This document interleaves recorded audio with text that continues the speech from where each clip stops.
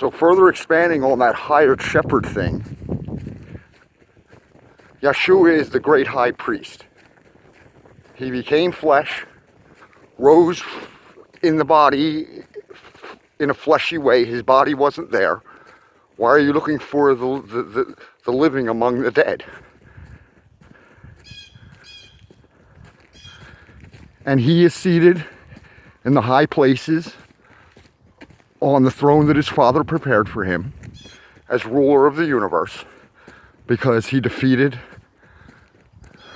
God's enemies as the one and only Son. And he basically hires under shepherds, shepherdlings. They're what you call your imams, your priests, your pastors, your politicians even. Yes, the Roman government, which is the same government that you prosper under. Yes, most free societies that are prosperous in the world are basing their governance on the Roman philosophy of government, with a little bit of Greek philosophy mixed in. You know, the freedom and the religion, you know, we have a right to, we're not worshiping you, type of thing. The Greek philosophy. The goatish, I call it, the goatish philosophy is mixed in there with the sheepish philosophy, which is mixed in there with the iron fist philosophy, which is mixed in there with the velvet glove philosophy. It's a mishmash. It's an aberration. It's a freak of nature. That's man's government, especially now in these last days before the kingdom of God becomes a reality. Because now you've seen it all. You've even seen the great and terrible beast with the iron teeth that chews you up, spits you out, and sucks you in, chews you up, spits you out again. Type of government.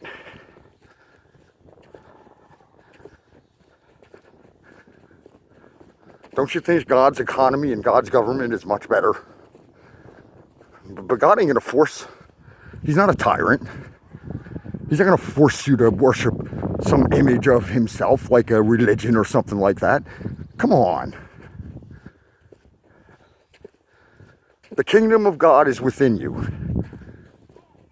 All that God asks is that governments create an environment by protecting the freedom and the liberty and the free will of their citizens so that they might come to the realization of who God is. Through whatever religion they choose. Through whatever means they choose. God can still work that way. If you try to put a restraining order on God or stifle God in his plan for mankind, believe me, he will frustrate it. He'll use everything as a teaching opportunity, including a COVID-19 super virus, a novel virus that no one's ever seen before. We've never seen anything like this in the history of tracking viruses.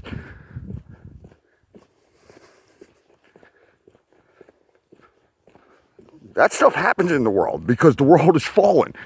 You live in a fallen world. When God comes, you'll make it all right. But at this particular moment, stuff like that happens. It's not God's fault. You know what caused COVID-19 to enter the human family. Come on. God had nothing to do with it. It was a free will choice of some of God's creatures. And the result is you reap what you sow. But God will surely use it as a teaching opportunity. I know I've said that before, and I just said it again. All right, I got to make these short. We're going to a resting place of a friend of mine to pay my respects. I'm making my rounds before I finish this whole novel Facebook viral, whatever you want to call it, aberration. All right, peace.